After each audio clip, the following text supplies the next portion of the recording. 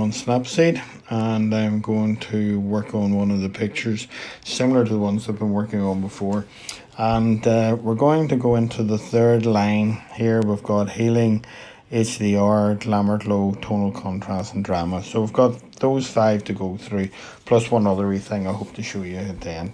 So first of all, I'm not going to do healing here on this one.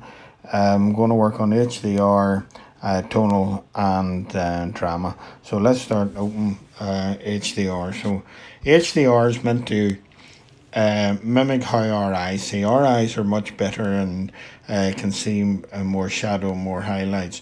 Whereas cameras and iPhones or mobile phones, they're restricted, they can't see as much. So the HDR is supposed to be trying to mimic that to get that better. And it can work quite well, you know.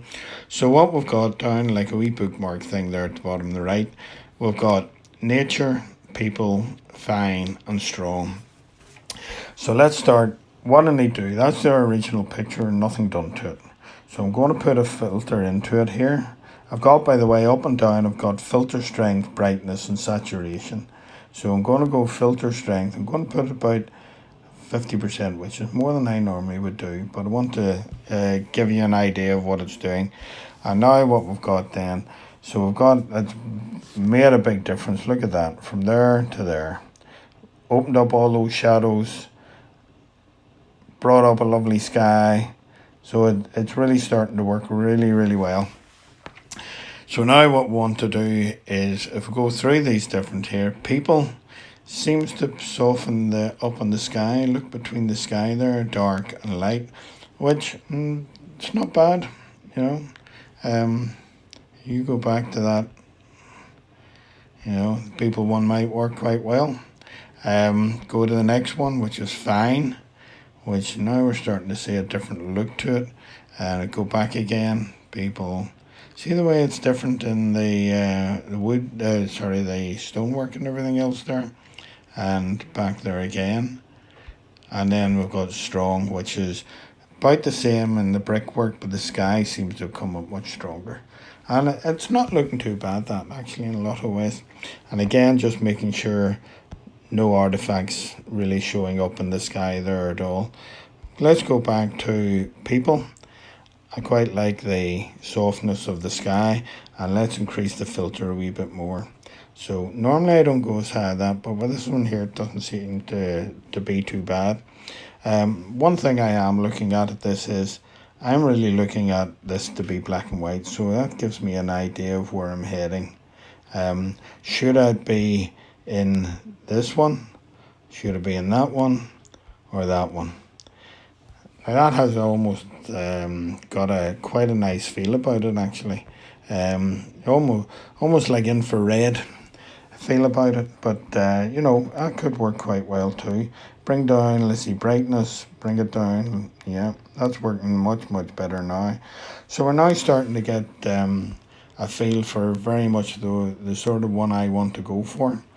And so if I take that out, now I may not go much further than this particular image, but I'm going to show you how it works. So back into the tools, and what we're looking at here is tonal contrast. So what we have in the tones, we've got high tones, mid tones, low tones, protect highlights and protect shadows. So the high tones, what you're really doing is trying to make sure that they don't burn out really. Mid-tones I'm leaving alone because I find that to create problems up in there. If I go, look, see that in the sky? You know, take that out, it's not there. Low tones, if I should protect the shadows a bit, bring up that. And then if you go down here, protect highlights, make sure your highlights are not going to burn out here. Protect your shadows. Now looking, is that going to, trying to see if there's a difference here. It's not actually doing that for me, but I would be quite happy with that. And that is quite a subtle thing with a good sky. So, you know, that's looking pretty good. I might do something else extra with it, put a bit more into it. But to me, that's coming along really, really well and got a nice feel about it. So that's that one.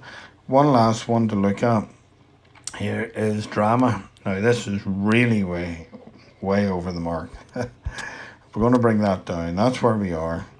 Now, in drama at the bottom here, we've got drama 1. Hang on, I'm going to put this up to 50%. So we've got drama 1, drama 2, bright 1, bright 2, dark 1, dark 2. You know, so 1, 2, 1, 2. I might go with 2, but I might reduce that down a wee bit in thing. So there's where we've come from there to there, but I'll come down a wee bit in strength. So about 20%. A bit more subtle there. But that's looking very good, very strong from something originally that you wouldn't have seen at all. I'm clicking that on and going into my view edits, layers, and there's the original, and there's what we've ended up with. So that's, by using those 3 filters, it's amazing what you can do with one photograph. So very pleased with that one. Right, now, so what I'm going to do now is I'm going to open another one, and here, and this one, the birds.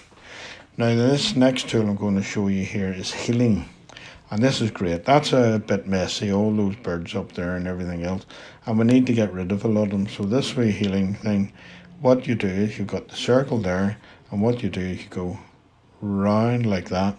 It's taking it away. Go up onto here, taking it away, taking it away. Go over to here, don't like that one, don't want that one, and don't want that was down there. So they're all gone. And we're over here. What we've got now is one on the edge, take that away. Your brush size doesn't really change. So the closer you come in, the smaller it gets.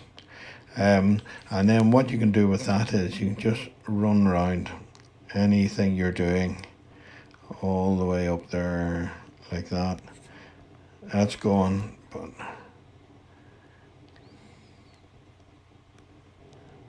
sometimes you get a wee artifact where it pulls something in or it doesn't take it out. Just go over it again and that's it gone. So we've got all the way down there. So we've got those birds, 2 birds left and one at the top, and that one at the top, the wings going out of the frame, so I'll just get rid of that. And we've got 2 birds. You can use those single birds whatever way you want to do it. You can play around with those and get yourself put them into another image or something like that. So that just shows you the power of the healing brush, which is really very, very good. There's your original back again. Right, now then, another one, open here, and we're going into this lady here.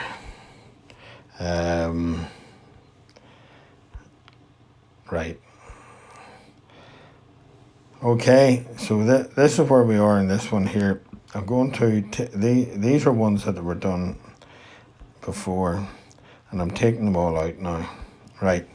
So this is where we are here with this lady here, and what we want to try and do is try and if we can increase his skin and things like that there a bit. So what I'm going to do is right.